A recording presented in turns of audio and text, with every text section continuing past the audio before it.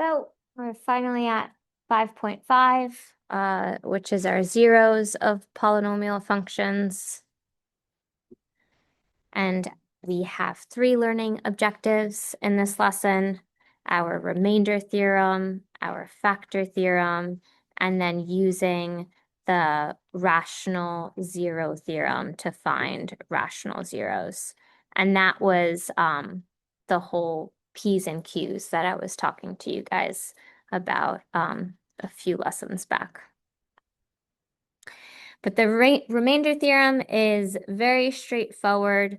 You essentially, if you know, or if you're given a factor, so x minus k, and you evaluate what that f of k is, then you can find what your remainder is of the polynomial function.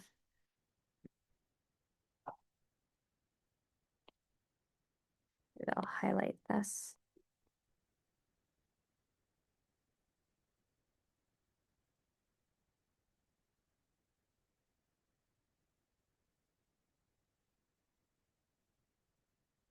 And so that is essentially a shortcut with calculating remainders without doing long division or synthetic division. Because obviously, if you want to find the remainder, yeah, you can do long division and then get your remainder. You can do synthetic and get your remainder. But if you know that, okay, my factor here in part A, right, our C, because we're dealing with our whole x minus c, is 3 in part A, whereas our c is -2 in part B. They define it as the k, so maybe I'll put k equals so that we can be synchronous with our definition on the previous page. All we have to do is evaluate, okay, well, what is f of k? What is our f of c? Our f of 3. Whatever that is, that gives us the remainder when we divide by x minus 3. And the same with our -2. What is our f of -2? So we just plug it in. Wherever you see an x, we'll just write out our parentheses. And then inside the parentheses, we will fill it in with our 3.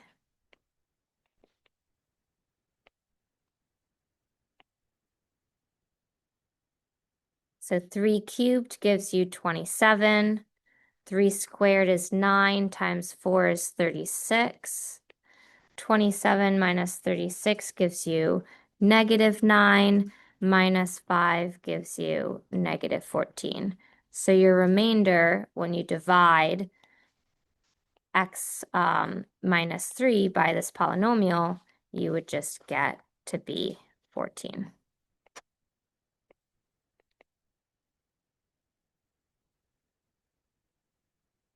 If you divide by x plus 2, what would your remainder be? Now we're just going to put in -2 wherever we see an x. And so then we get -2 in parentheses cubed gives you -8. -2 squared gives you 4 times -4 gives you -16. -8 minus 16 gives you -24. Minus 5 gives you your -29. And that's your remainder for this part.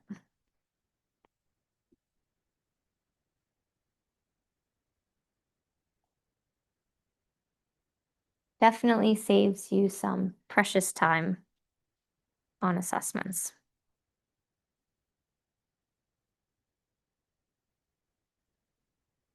So an important and useful consequence of a remainder theorem is our factor theorem.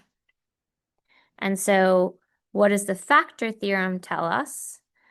suppose f of x is a polynomial function, then x minus k is a factor of our f of x if and only if f of k is equal to 0.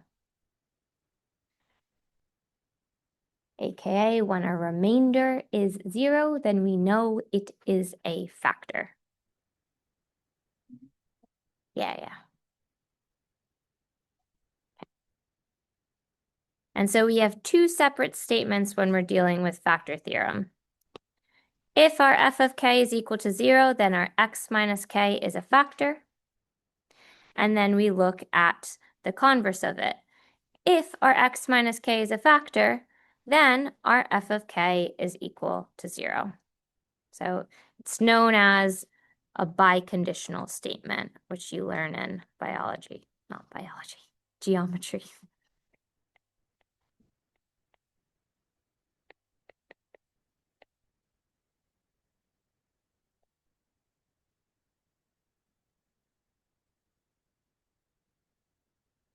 And now we're going to practice this.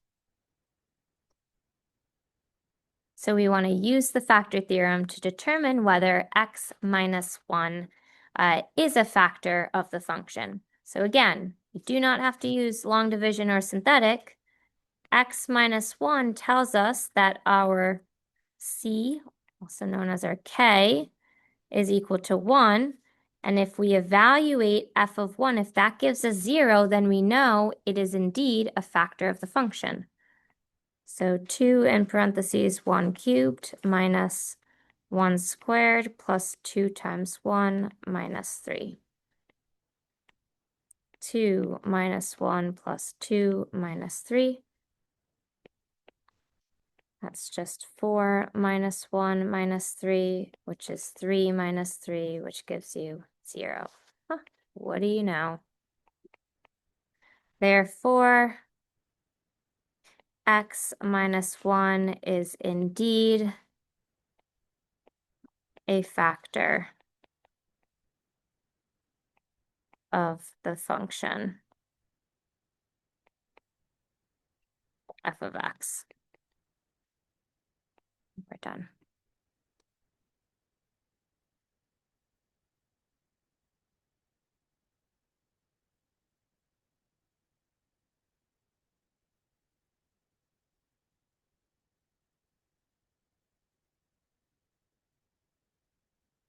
We have another example on the next page.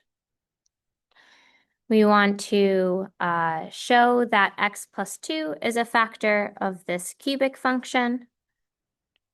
And then we want to find the remaining factors and use the factors to determine the zeros of the polynomial. So now we're adding a bit more fluff to this problem. So first, let's show that x plus 2 is a factor, which means our k is equal to negative 2. So what is f of negative 2? If it's 0, it's indeed a factor. Let's test that out.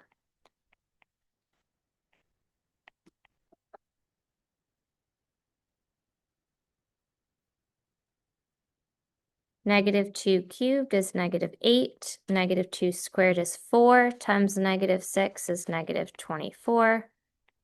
Plus 2 plus 30. And so we get negative 32 plus 32 gives you 0. So it is indeed a factor. So therefore, x plus 2 is a factor of x to the third minus 6x squared minus x plus 30. Now that we know that, we want to find the remaining factors, and this is where synthetic division really comes into play. So we have that minus 2, and then let's look at the coefficients. We don't need any placeholders here. So we have 1, negative 6, negative 1, and 30. bring the 1 down. 1 times -2 is -2. -6 plus -2 is -8. -2 times -8 is +16. -1 plus 16 is +15. -2 times 15 is 30.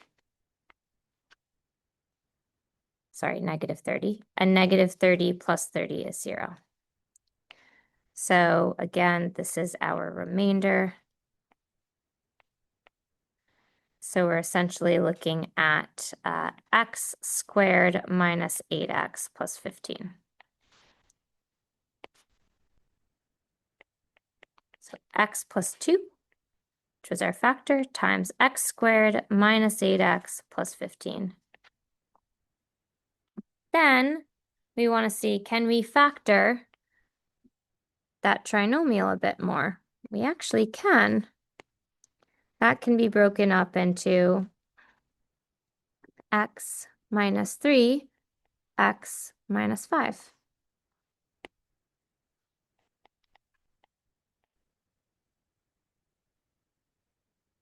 These are all of our factors. And so now we can find our zeros by setting each one equal to 0. And so we get x is equal to -2, +3, and +5.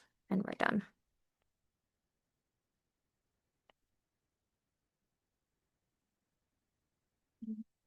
Putting all of our learned information together.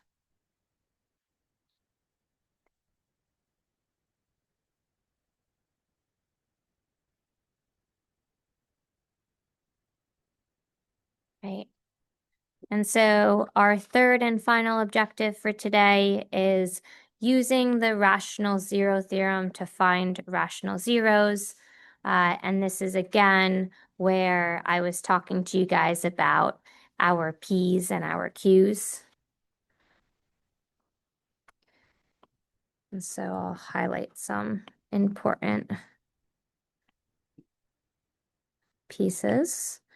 Our P's are our factors of our constant, so the number at the end of our polynomial, where our Q's are our factors of our leading coefficient. And then to figure out potential zeros, we divide them by one another. So now we'll practice that in these next few examples. This slide is just the step-by-step procedure in going through it, but we'll do it as we complete the example itself. So in this example 4, we're just asked to list all the possible rational zeros, so we don't even have to solve for them. So essentially, again, P divided by Q, our P's are honed in on that -4. And then our Q is honed in on that 2. So our P's, well, what are factor pairs or just factors of -4? We have ±1, ±2, and ±4. And for our Q, we just have ±1 and ±2. So all of the possible rational zeros are all of these different combinations.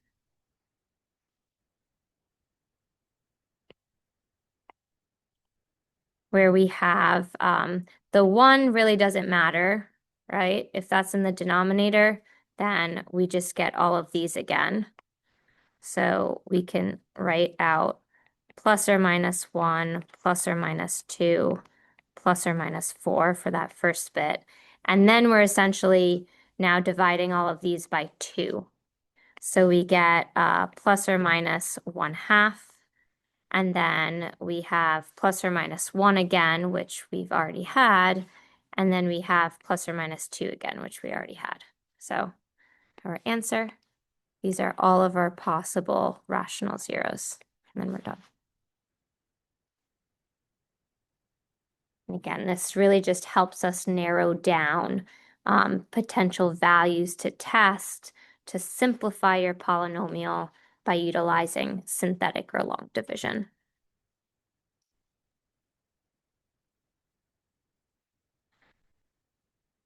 Now we have find the rational zeros of this polynomial. Again, our p's are plus or minus 1 and plus or minus 2.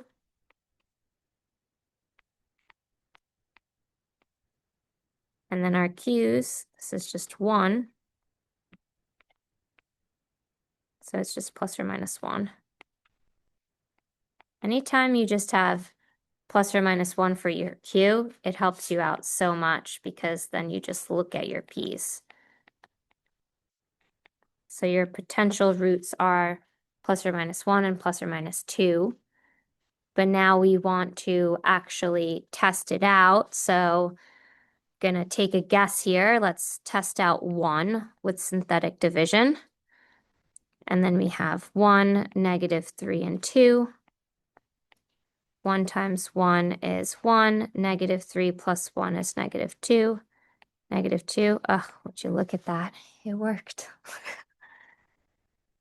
So we end up with x minus 2, remainder 0. And so now we can, that helps us out a lot because now we can break this up into,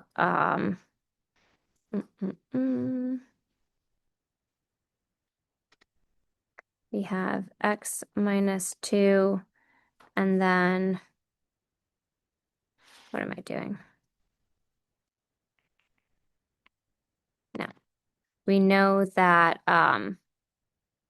this is your quotient, but we know that it's a remainder 0. So we have x minus 1 is a factor. And now we have to figure out, okay, well, if that's a factor, then what is left? Did I do it right? Let me just double check this math. 1, negative 2, negative 2, 0. Yeah.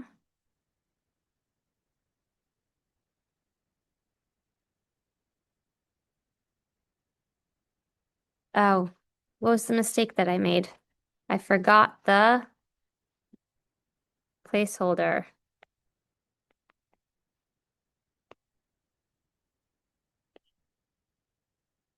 So we got to redo this synthetic division. Why did you put 2 instead of The 0 is the placeholder for x squared. So it's going to be 1x cubed plus 0x squared minus 3x plus 2.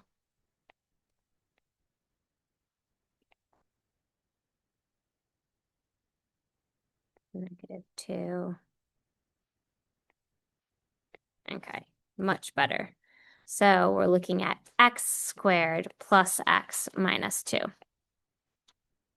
which means we can break this up into x minus 1 and then x squared plus x minus 2.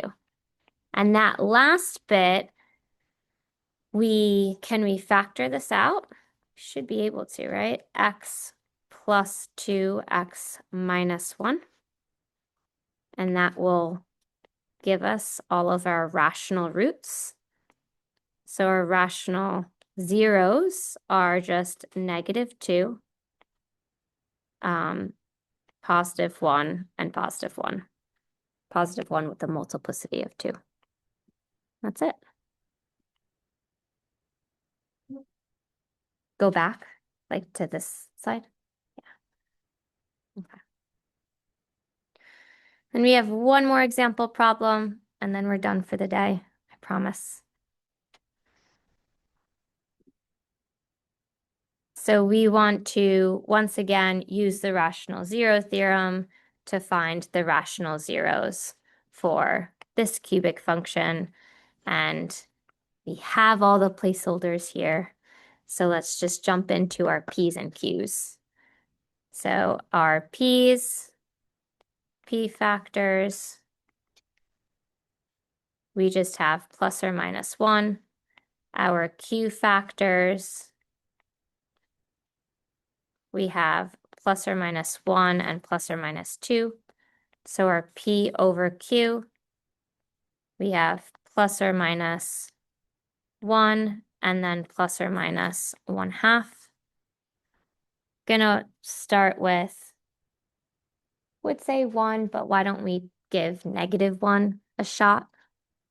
So synthetic division, we have 2, we have 1, -4, and +1.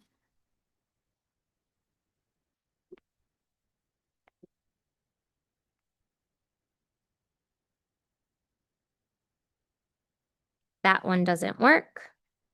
So now let's try +1. I have a feeling it's going to be the fraction.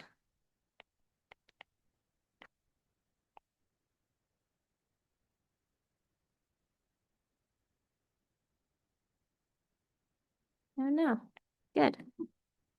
That one works. So we end up getting 2x squared plus 3x minus 1. And then our factor is x minus 1 here. And then can we utilize AC method to factor that quadratic out? Sure. Factor pairs of -2 that add to 3.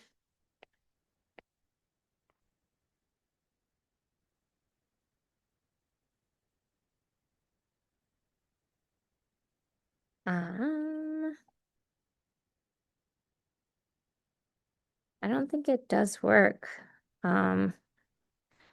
We can just go straight into quadratic formula. So x is equal to -3 plus or minus square root b squared, which is 9 minus 4 times AC, which is -2, all over 2a, which is 4. 9 plus 8 is 17, all over 4. Yeah, okay. So what does this tell us?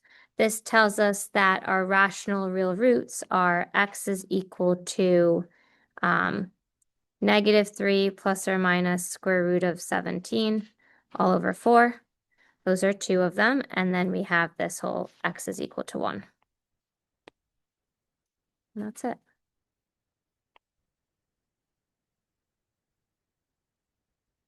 So we couldn't use AC method here. So it's a lot of trial and error with dealing with P's and Q's. And this is just the last comment that I want to make. These last few units really honed in on your intermediate value theorem, as well as your remainder, your factor theorem, and your rational zero theorem. Very, very important theorems that will carry you through Calculus 1 and Calculus 2. So practice these, become very comfortable with them, and either rewatch this recording or YouTube new recordings.